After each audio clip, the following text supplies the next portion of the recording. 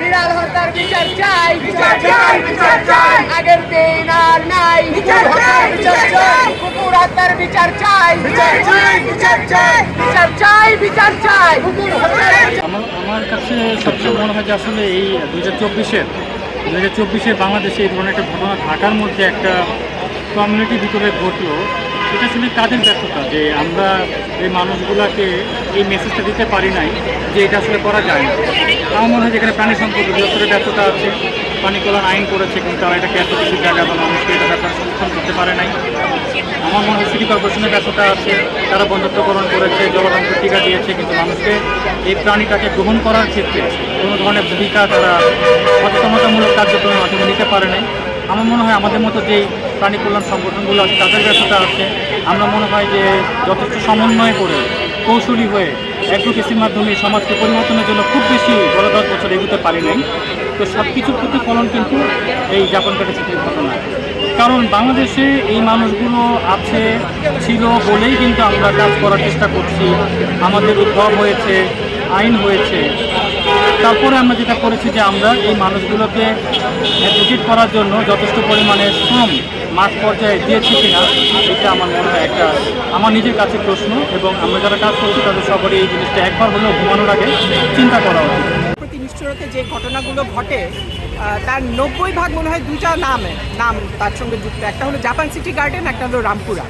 এই Japan city গার্ডেনে কুকুর বিড়াল মারার প্রচেষ্টা কয়েক বছর ধরে বারবার কিন্তু হচ্ছে। তো এই যে কর্তৃপক্ষ দাবি করছে যে তারা আইন জানে না, এটা আসলে একদম ভুয়া কথা। বিকজ তাদেরকে এখান থেকে কয়েকবার শাসনি দেওয়া হয়েছে, কয়েকবার বন্ধ করা হয়েছে, এবং এটা ওদের খাসলো, এটা ওদের অভ্যাস। ওরা মারবে এটা ঠিক করেই ওরা কাজগুলো করেছিল, এবং কাদের সঙ্গে শত্রুতা করে?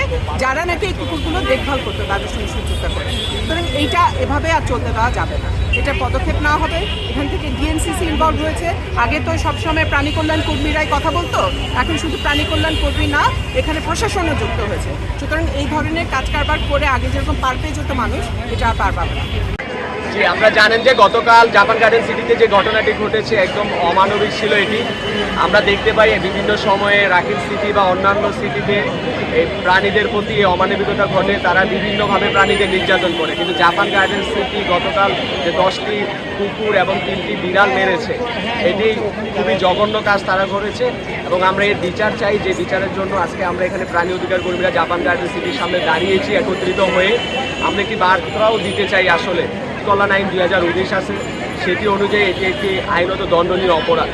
অন্যান্য সিটিতে যারা আছেন এটি কমিটির লোকরা, আপনারা আসলে চাইলে প্রাণীদের প্রতি এরকম অমানবিকতা করতে পারেন না, এবং এই জাপান গার্ডেন সিটি যারা এটি ঘটিয়েছে তাদেরকে আইনের আওতায় আনার মাধ্যমে যাতে একটা বার্তাও দেওয়া হয় দেশব্যাপী যে এটি আইনত দণ্ডনীয় অপরাধ। আমরা এই হত্যাকাণ্ডের বিচার চাই। কিছু বলার ভাষা নাই, কারণটা হলো যারা এই কাজ করছে তারা মানুষের কাতারাই করে না। তো এর চেয়ে বেশি আর কিছু বলবো না। তারা আমাকে অনেক হ্যারাস করছে।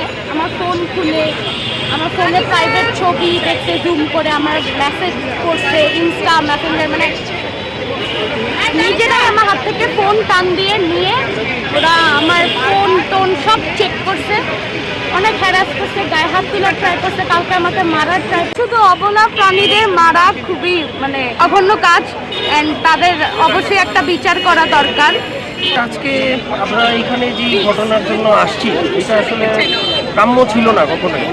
সবসময় আমরা চেষ্টা করছি যে মানুষকে অ্যাওয়ার করা, যে মানুষকে ওদের ব্যাপারটা বোঝানোর জন্য, কিন্তু মানুষ আসলে বুঝতেছে না। এই জন্য আসলে আমরা নিজেরা কতটুকু সাকসেসফুল হতে পারতেছি বুঝতেছি না।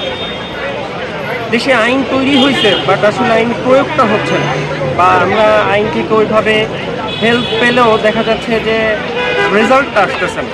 মামলা হচ্ছে কিন্তু এটার একদম যে একটা এন্ডিং হবে, মানুষ যেটা দেখে যে মানুষ যে অ্যাওয়ার হবে যে না এটা করলে দোষটা হইলে যে দেশের আইনানুগ ব্যবস্থার মাধ্যমে সে একটা শাস্তি পাবে, সেটা আসলে হচ্ছে না। তো রিকোয়েস্ট থাকবে দেশের আইনের প্রতি সম্মান দেখাই রিকোয়েস্ট করব যে আপনারাও এগিয়ে আসেন, আমাদের সাথে থাকেন, আমাদেরকে হেল্প করেন, আমরাও আপনাদের সাথে থাকি। মানুষ বুঝুক, কারণ ওরা অবলা জিনিস। ওরা এই যে খাবার খেয়ে, এরা না খেতে পেয়ে খাবারটা খেয়ে মারা গেছে।